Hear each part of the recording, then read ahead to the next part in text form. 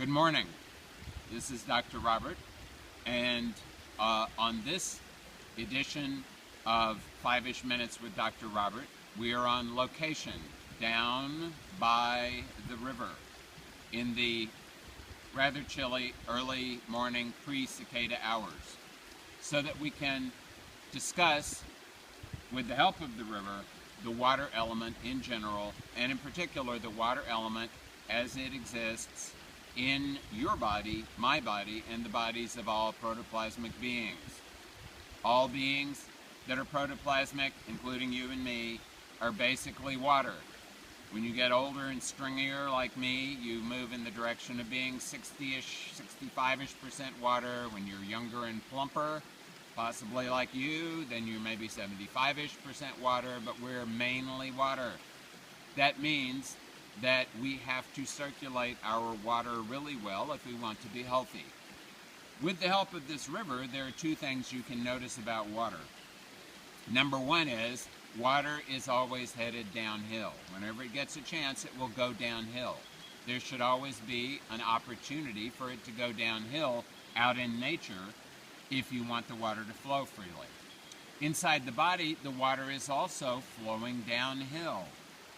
And it is the very fact that we are able to get the water to move back up in the body is because we have had plenty of opportunity during hundreds of thousands or millions of years of vertical bipedic existence as humanoids to evolve methods for getting the water to come back upwards.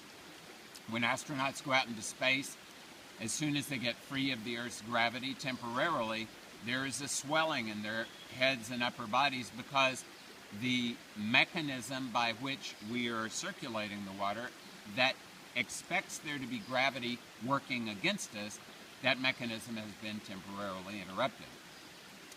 So we are always having to counteract the effects of gravity. This is why it is so important to be active.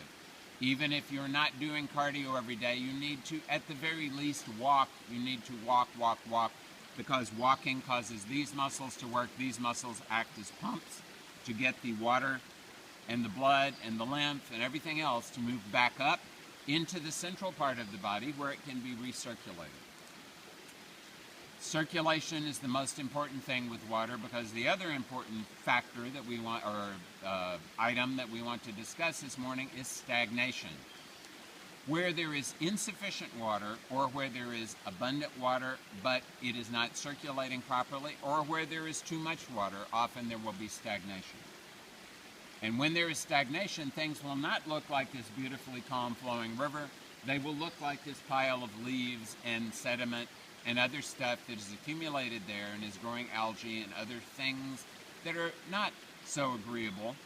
And they are doing that because they have become sequestered from the general flow of things in your organism.